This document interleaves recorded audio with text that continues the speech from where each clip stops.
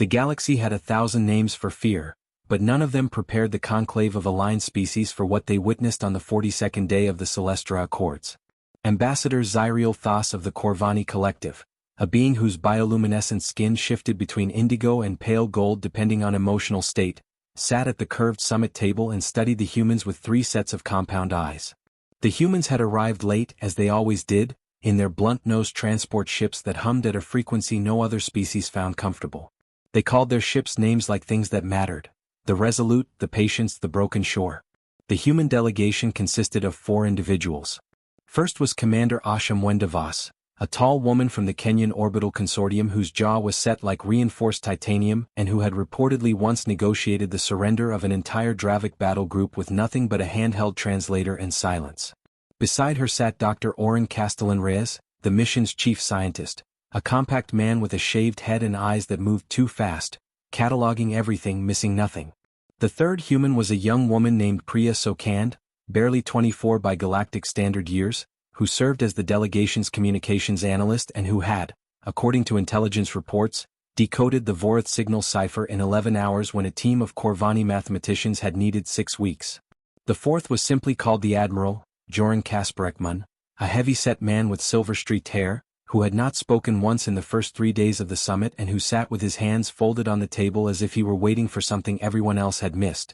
The Celestra Accords were supposed to resolve the matter of the Keldrax Passage, a narrow corridor of traversable space cutting through what 3 separate species claimed as sovereign territory. The Corvani wanted toll rights.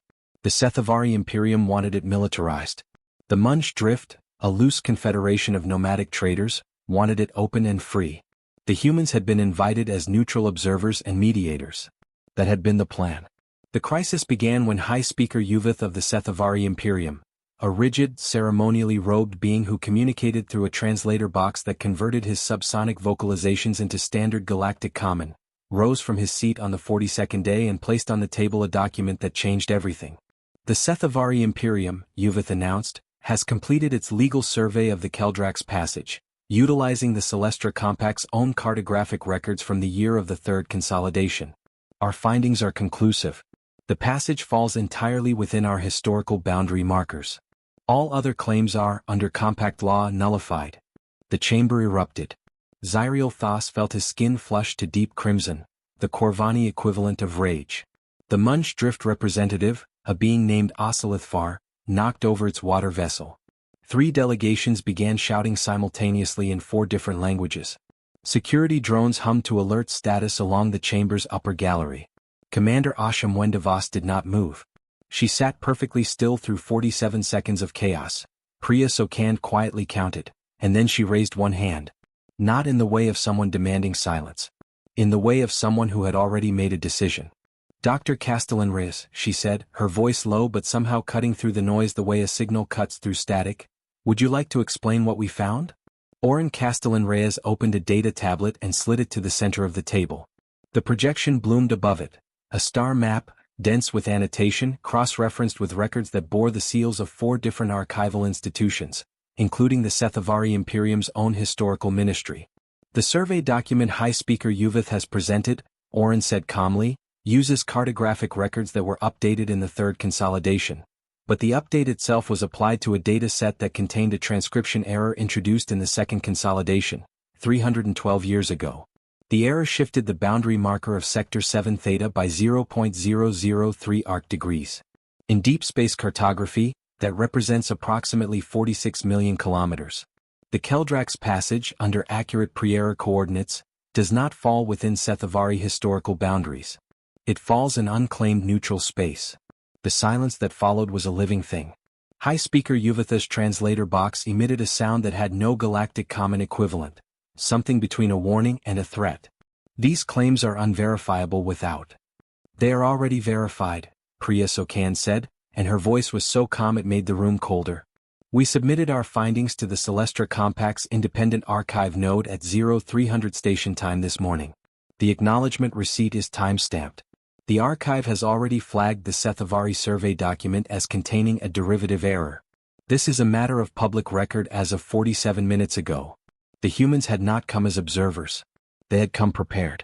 High Speaker Yuvith rose from his seat. Two of his ceremonial guards stepped forward. Across the table, the Munch Drift's representative was already accessing its communication implant, spreading word to the Drift's 11,000 vessels scattered across 6 systems. Zyriel Thas watched all of this with every one of his 6 eyes and felt something he had not expected to feel in the presence of humans. Relief, complicated and unwelcome, that they were on no one's side in particular.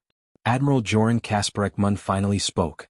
His voice was like gravel compressed under enormous weight, slow, deliberate, and dense with implication. "I want to be clear," he said, "that the human delegation has not done this to embarrass anyone. We did it because the alternative was allowing a legal mechanism to enshrine an error as fact, and that error would have destabilized this corridor for the next 200 years. We have been watching the Keldrax passage for a long time. We have interests there too. Interests that require stability." "What interests?" Yuvith demanded. Kasparek Mun smiled, and the smile did not reach his eyes. "That," he said, "is a conversation for after the summit." The session was suspended.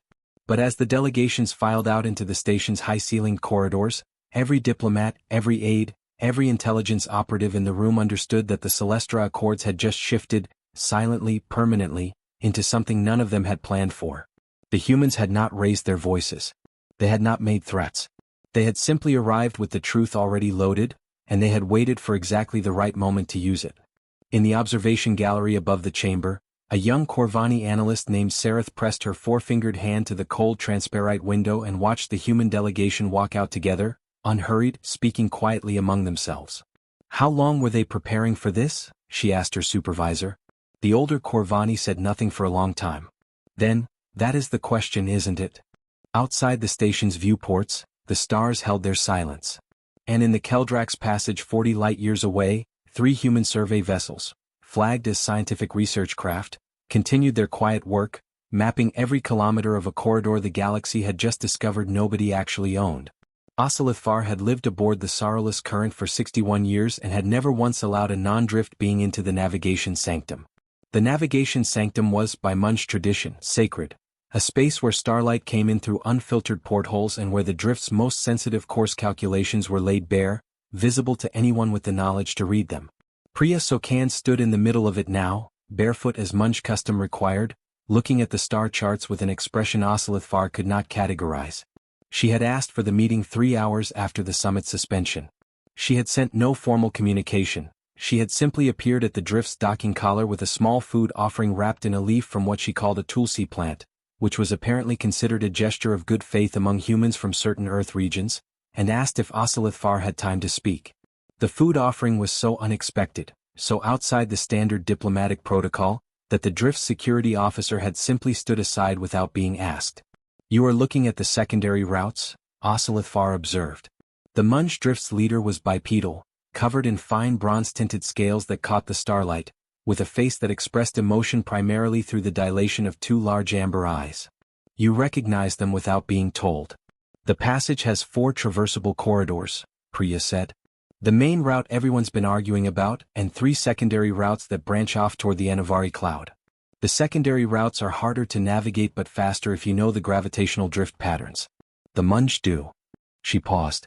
"You've been using them for over a century." Osilithfar was very still. "That information is not public." "No," Priya agreed. "But your trade timing patterns are. The drift moves cargo between the Helix Rim and the Anavari Protectorates 17% faster than any other carrier, and your fuel consumption logs, which are filed with the Compact's registry as part of standard transit reporting, don't match the distances of the main passage route. The math only works if you're using shortcuts." She finally turned from the star charts to look at Osilithfar directly. Her eyes were brown, an extraordinarily common color among humans, but they held the quality of attention that Osilithfar associated with beings much older than she appeared. "We're not going to tell anyone." "Why not?" "Because the secondary routes aren't in dispute. Nobody's claiming them. If we revealed them in the summit context, they'd immediately become part of the territorial argument, and you'd lose your advantage and gain nothing. That doesn't help you." "It doesn't help us." "What helps you?" Osilithfar asked. Priya sat down cross-legged on the sanctum floor, again following Munch custom which Osilithfar had not told her about, and folded her hands in her lap. "A long-term agreement. Nothing formal yet. Just an understanding. Humans have been expanding our presence in the outer systems for 40 years, and we've learned something about how expansion works. She paused. The species that thrive long-term in contested space are not the ones with the biggest weapons or the most territory. They're the ones with the best relationships with everyone who was there first. Ocelothar's amber eyes dilated slowly, the Munj expression for careful interest. You are very young. 24, Priya confirmed. You speak as someone who has made many mistakes and learned from them. I'm speaking the way my grandmother spoke. She was a diplomat. She worked the resource disputes in Earth's Arctic territories after the Great Melt.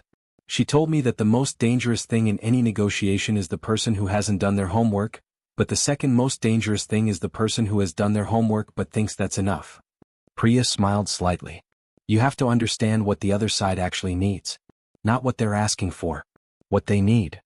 And what do the Munj need? Permanence. The drift has no planet. No homeworld. You exist in motion, and that means every stable corridor, every predictable route, every relationship that guarantees you won't be turned away from a port. Those things are existential for you in a way they aren't for settled species. She gestured at the star charts. The Keldrax passage isn't just a trade route for you. It's part of your home. The sanctum was very quiet. The stars moved past the portholes at the ship's cruising speed, slow and vast. What does Commander Mwendavas want from this? Ocelothar asked. She wants the passage to remain neutral and accessible. She wants the survey error corrected in the historical record so no species can use it as legal leverage in the future. And she wants a framework for joint navigation rights that doesn't require any single species to claim ownership. Priya met the amber eyes. Humans are good at frameworks. We've been making them for each other for 10,000 years and we've broken most of them so we know where the weak points are. That last statement landed differently than Ocelothar expected. Not as boasting. As a kind of warning, self-directed, the admission of a species that had learned its lessons through failure. You broke your own frameworks, Ocelothar said slowly. Repeatedly. Wars. Collapses. We had a period on Earth that we call the fractured century where every international agreement fell apart simultaneously and we nearly destroyed our own biosphere 3 separate times. Priya's voice was matter-of-fact, not ashamed. We know what bad frameworks look like because we lived inside them. We're not perfect, but we're very motivated. Ocelothar stood for a long moment in the starlight of the navigation sanctum and thought about the 61 years spent crossing corridors of space that other species marked on maps as theirs. I will speak with Commander Mwendavas, Ocelothar said finally. Not as a formal summit. As a conversation. That's all we're asking. You came here with a tulsi plant and no appointment. My grandmother always said the best meetings start that way. Ocelothar made a sound, the Munj equivalent of a reluctant laugh. She sounds formidable. She was, Priya said. She always said the galaxy is big enough for everyone if you're willing to share the math. 2 days later, the Saralus current altered course by 0.7 degrees, a small adjustment that brought it in line with a human science vessel running quiet alongside the passage's secondary routes. The two ships did not broadcast their proximity. But in their shared navigation data, a new set of coordinates appeared, marked not as territory but as a meeting point. In the gap between the stars, something that was not yet an alliance and not quite a friendship began to take the first tentative shape of both. High Speaker Yuvith had not slept. This was unusual. The Sethavari required 7 hours of deep atmospheric rest per galactic day, and deprivation of that rest produced in them a state their medical texts described as cognitive fracture, which translated in practice to a tendency toward catastrophic miscalculation. His advisors had noted this. His advisors had said nothing. They had learned, over the years, that telling the High Speaker what he did not wish to hear was a task best assigned to other advisors. Admiral Joran Kasparek-Mun arrived at the embassy annex at 0600 station time, alone, carrying 2 cups of something hot in sealed containers. He handed one to the guard at the door without comment and was shown inside. Yuvith received him in the secondary chamber, not the formal meeting room, which would have required his full ceremonial dress and the presence of protocol officers. The secondary chamber was smaller, plainer, and the translator box on the table between them was an older model that occasionally garbled low-frequency consonants. Yuvith had chosen this deliberately. He wanted no record of this conversation in the formal archive system. Kasparek-Mun set the sealed container on the table.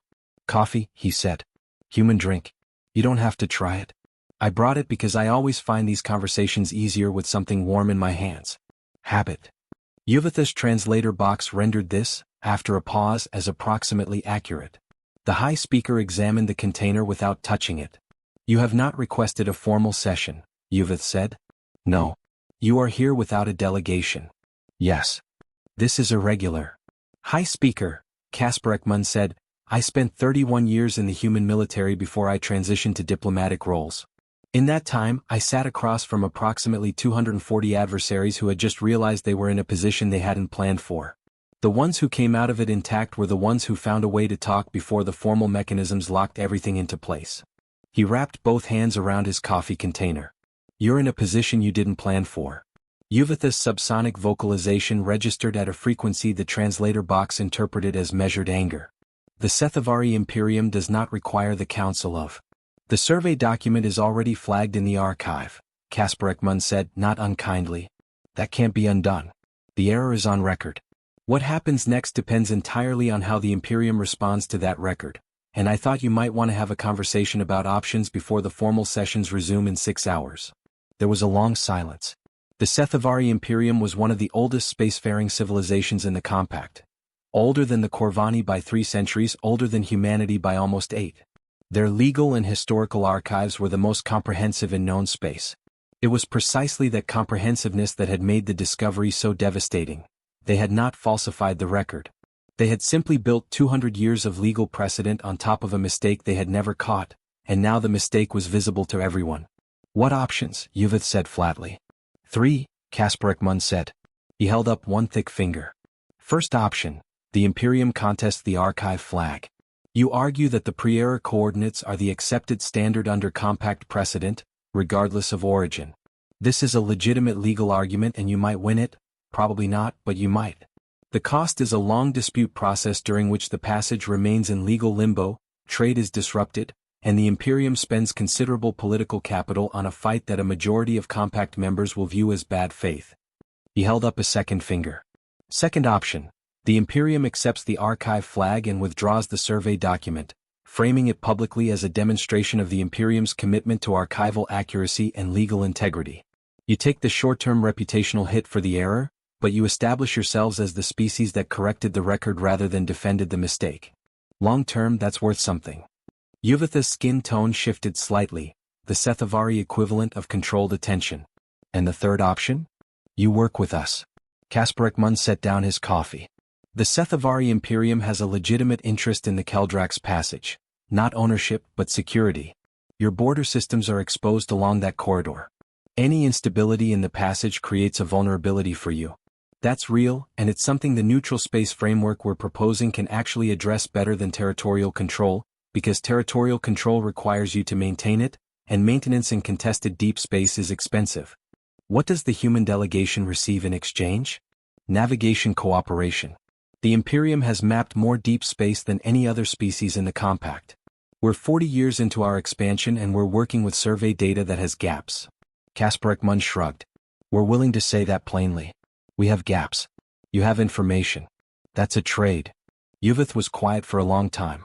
Through the viewport of the secondary chamber, Celestra Station's outer ring rotated slowly against the black. In the distance, visible even from this angle, the human transport ships were still there, patient, lit, unhurried.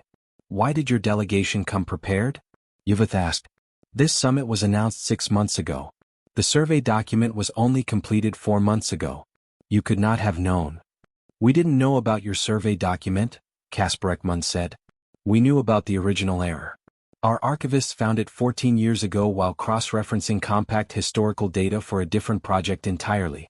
We documented it, filed it internally, and waited to see if it would ever become relevant. He paused. It became relevant. 14 years. The High Speaker absorbed this. 14 years of patience. 14 years of carrying a piece of information, and held in reserve against a moment that might never come. Your species is very strange, Yuvith said. Yes, Casper Ekman agreed pleasantly. You prepare for contingencies that may never arise. It's something we've always done. Our evolutionary history involves a lot of predators and unpredictable weather. We learned early that information held in reserve is often more valuable than information deployed immediately. Yuvith looked at the sealed coffee container between them. After a moment, with the particular deliberateness of a being making a calculated choice, he picked it up. I will speak with my legal counsel, he said. Before the formal session. That's all I'm asking. The high speaker opened the container and brought it to what passed for his mouth. His translator box registered his subsequent vocalization as, "This is unpleasant." And then, a moment later, "I will drink it anyway." Kaspar Ekman smiled, a real one this time. Most worthwhile things are at first. When the formal session resumed 6 hours later, the Sethavari Imperium announced that it was withdrawing its survey document for archival review and correction, pending independent verification. It was phrased carefully, bureaucratically, in language that minimized humiliation. But the effect was clear. In the observation gallery, Zyriel Thas watched the Sethavari delegation's body language and felt the fine hairs along his arms stand upright, a Corvani reaction to the presence of something that could not be easily categorized. The humans had not outmaneuvered the Sethavari. They had given the Sethavari a way out, and they had done it privately, without witnesses, in a way that allowed the Imperium to frame the retreat as integrity. That, Thas thought, was far more sophisticated than outmaneuvering. The Commons on Level 7 of Celestra Station was where the delegation's lower-ranking staff spent their off-hours: aides, analysts, security personnel, technical advisors who had no seat at the summit table but whose work made the summit possible. It was a long, curved space with low ceilings and the particular acoustic quality of a room that had been designed to minimize eavesdropping. Surfaces that absorbed sound, ventilation patterns that broke up directional audio. Zyriel Thas had taken to spending time there in the evenings, observing. He had arrived at Celestra as the Corvani Collective's senior ambassador, a position he had held for 19 years, long enough to have developed a calibrated understanding of every spacefaring species in the compact. He knew the Sethavari's formalism, the Munch Drift's fluid pragmatism, the Anavari Protectorate's obsessive record-keeping. He knew human history from academic texts and diplomatic briefings. He was discovering, in the Commons on Level 7, that academic texts and diplomatic briefings had missed nearly everything important.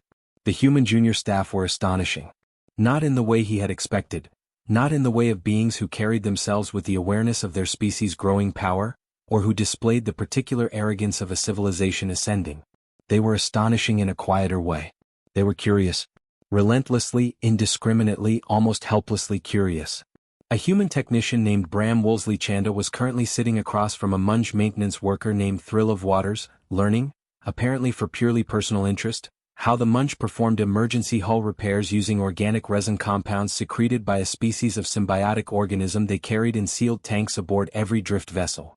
Bram had produced a small notebook, actual paper, which no other species used for information storage, and was writing in it with a stylus while asking questions in careful, frequently mispronounced Munch trade pidgin that Thrill of Waters was correcting with apparent delight. At another table, the human communications officer who worked under Priya Sokand, a young man named Ike Abralunquist, was teaching a Corvani archive aide the rules of a human board game played with small carved pieces on a grid surface. The game appeared to involve strategic deception as a core mechanic. The Corvani aide, Thas recognized her as Sereth, the analyst he had spoken with in the observation gallery, was losing badly and asking increasingly specific questions about how to improve. "The pieces that look most powerful are not always most powerful," Ike said, moving one of the carved figures. "This one, it looks small. It moves only one square at a time. But it can become anything. If you protect it long enough to cross the board, it transforms. It's called a pawn promotion.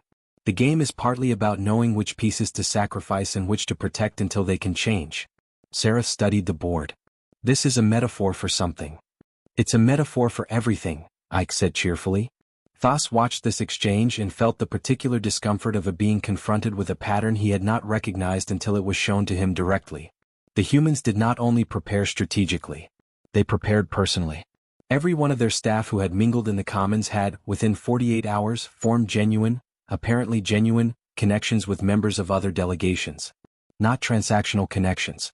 Not the cultivated relationships of experienced diplomats. Something more like actual interest. They wanted to know things. They wanted to understand how other beings lived, worked, thought. They asked questions that were sometimes awkward and occasionally ignorant but never, in Thas's observation, false. And the effect of this was remarkable. People told them things. Thas had spent 19 years learning to extract information through formal channels, through inference, through the careful cultivation of professional relationships governed by protocol. The humans were getting the same information, and often more, by simply sitting in the Commons and being interested. Commander Asha Mwendavas found him there on the 51st day, near the end of the evening cycle. She sat down across from him without asking, which for a human was apparently acceptable, and ordered something from the Commons automated service unit. "You've been watching my people," she said. It was not an accusation. "I have been observing," Thos agreed. "I hope that has not caused discomfort." "No. We notice because we notice most things. We decided it was benign." She looked across the Commons. Bram was still talking with Thrill of Waters. Ike had moved from the board game to showing Sarah something on a small device. Music, from the way both of them were moving slightly with the rhythm of it. "What did you want to understand?" Thos considered his answer. "Your species is often described in compact scholarship as an anomaly. You are young by the standard of spacefaring civilizations. Your technology, while advancing rapidly, is not yet superior in most categories. Your military, while formidable, is not the largest. And yet you seem to operate at a level of effectiveness that your objective metrics do not predict." He paused. "I wanted to understand the discrepancy." Mwendavos was quiet for a moment. Then, "Can I tell you something that isn't in any official briefing?" "Please." "Humans almost didn't make it. Not just to space, I mean as a species. We came within a very small margin of destroying ourselves, multiple times in multiple ways. Climate collapse, engineered bioweapons, resource wars, social fragmentation. We were close. Close enough that a significant minority of our own historians think we got lucky rather than smart." She looked at the Commons, at the mixed gathering of beings from a dozen different worlds, the noise and light of it. "That proximity to extinction did something to us. It made us collectors. Of knowledge, of relationships, of skills. We hoard understanding the way a species that nearly starved hoards food. We can't help it. We find everything interesting because we learned, through very hard experience, that you never know what's going to matter." Thassa's bioluminescence dimmed slightly, Corvani body language for deep processing. "The archival error," he said slowly. "You found it 14 years ago." "Yes. You kept it. We keep everything. Why did you use it here? At this summit? Rather than at some other juncture, where the strategic value might have been greater?" Mwendavos picked up her drink, something amber, warm-smelling, and held it. "Because here the outcome was about stability. The passage matters. 3 species are going to coexist around that corridor for the next 2 centuries, minimum. If we'd used the information somewhere more strategically advantageous for us, in a bilateral negotiation, say, we'd have won something small and poisoned the well for something large." She looked at him. "We're trying to be a species that the galaxy can afford to have around for a long time. That requires thinking about what we're building, not just what we're winning." Thassa's bioluminescence shifted to a color that had no easy translation, something between gratitude and unease. "You are either very wise or very frightening," he said. "We've been told both," Mwendavos said and smiled. "We prefer to think of it as determined." In the Commons around them, the evening continued its ordinary course. Beings from different stars learning each other's games, sharing each other's repair techniques, listening to each other's music. Small things. The kind of things that do not appear in diplomatic records or strategic analyses.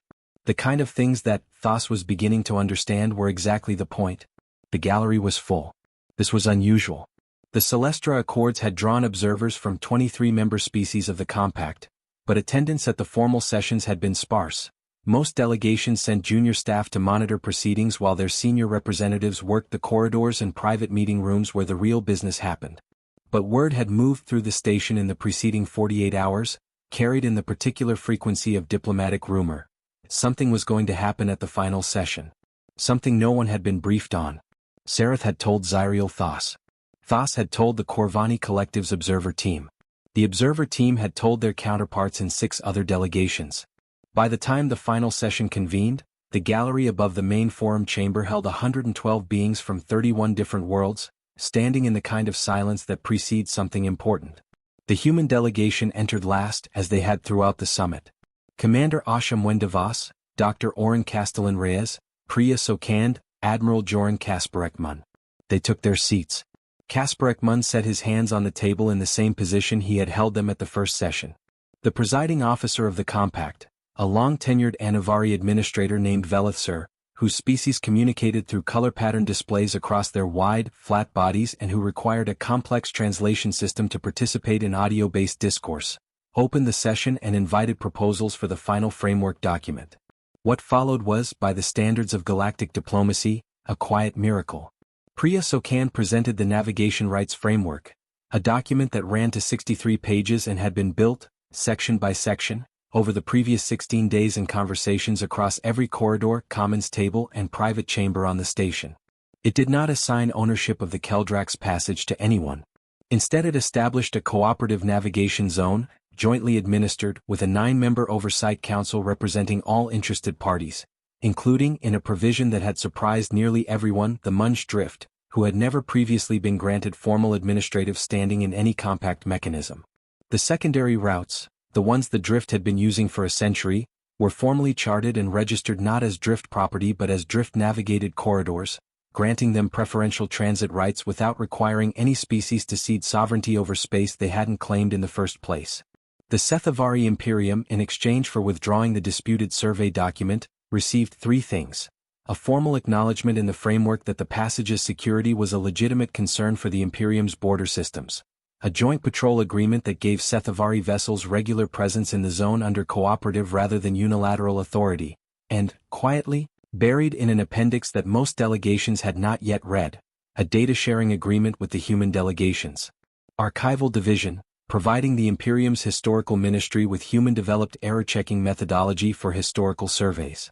The Corvani Collective received confirmed toll negotiation rights for traffic transiting their acknowledged systems, slightly reduced from their original demand, but guaranteed and backed by the full compact enforcement mechanism. Zyriel Thas had agreed to this reduction in a conversation with Dr. Castellan Reyes over the Corvani equivalent of T, during which Oren had demonstrated, using traffic modeling projections, that a lower toll with compact enforcement backing would generate more actual revenue than a higher toll with contested legal standing. High Speaker Yuvith of the Sethavari Imperium, when asked to speak before the vote, said, "The Sethavari Imperium supports this framework. We note that it represents a more durable solution than any alternative presented, and we commend the delegations whose expertise made this outcome possible." His translator box rendered this in 6 languages simultaneously. In none of them did it mention which delegation he was commending. The vote was unanimous. In the gallery, the silence broke into something that was not quite applause. Different species expressed approval differently, and the mix of sounds and colors and postures that filled the observation level was chaotic and warm in equal measure. Sareth pressed both hands to the transparite window and watched the forum floor with her 6 eyes and felt, for reasons she could not immediately articulate, that she was witnessing something that would matter for a long time. Below, the human delegation did not celebrate. They gathered their materials, exchanged a few quiet words among themselves, and began to move toward the chamber exit. Not hurrying. Not lingering. Walking out the way they had walked in. Together, unhurried, as if they had simply done the work they had come to do and there was more work elsewhere. The walk was the thing the galaxy remembered. Not the framework document, though it held. Not the archival correction, though it reshaped precedent for decades. Not the unanimous vote, though it was the first in 7 years of compact summits. What the beings in the observation gallery would describe years later, to their students and their colleagues in their own delegations, was the walk. For humans crossing a forum chamber without ceremony or display, carrying their materials, having changed the shape of a corridor of space that would remain navigable and peaceful for the next 140 years. Osilith Far of the Munch Drift stood at the back of the gallery and watched them go. "They came with the answer already prepared," said the Drift's second navigator, standing beside the leader. "Yes," Osilith Far said. "They shared it instead of using it." "They used it," Osilith Far said. "They just used it to build something rather than to win something." In the corridor outside the forum chamber, Admiral Casper Ekman fell into step beside Commander Mwendavas.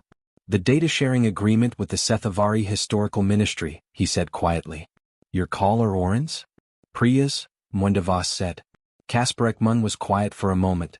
"She's 24. My grandmother was 22 when she negotiated the Arctic Compact," Mwendavas said. "Age is not the variable." Through the station's viewports, the Keldrax passage was invisible 40 light-years away, a narrow corridor through mapped and unmapped space, traversed now by 3 human survey vessels that had been charting its every feature for 6 months. The passage would be named, eventually, in the neutral cartographic register. Not after any species, not after any claim, but after the framework that had established it as common ground. In the Compact's archives, the entry would note that the framework had been proposed by the human delegation to the Celestra Accords and adopted unanimously by the 31 member species represented. It would not note the 14 years of patience that had preceded the proposal. It would not note the tulsi plant wrapped in a leaf, offered at a docking collar with no appointment. It would not note the board game in the commons, the coffee in the secondary chamber, the amateur munch trade pigeon written in a paper notebook by a technician who was simply curious. History rarely records the texture of the things that matter. It records the outcomes. But in the navigation sanctum of the sorrowless current, 61 years later, when a young Munj navigator asked Osilithfar, ancient now, amber eyes dimmed with age, how the Keldrax compact had come to be, the old leader would not reach for the archive entry. A young human woman came to our door, Osilithfar said, with a plant from her grandmother's tradition and no appointment. And she understood what we needed before we had said it aloud. What did she understand? That a people who live in motion need the stars to remain open. And that the only way to guarantee that is to make sure the beings who are not in motion also understand why it matters. The navigator thought about this. Was she very powerful? Osilithfar's amber eyes, dimmed as they were, held something warm. She was 24, the old leader said. And she had done her homework. Outside the sorrowless current's portholes, the stars moved past in their ancient, indifferent procession. And in the Keldrax passage, now formally mapped and jointly administered, ships from a dozen worlds passed each other in the dark, Corvani traders, Sethavari patrol vessels, Munj drift carriers, and the occasional human science craft running quiet, adding to a database of knowledge that no one had asked for yet but that someone 14 years from now might find exactly when it was needed. The galaxy had watched the humans walk out of the forum. What it had taken longer to understand was that they had never, not for a single moment, walked alone.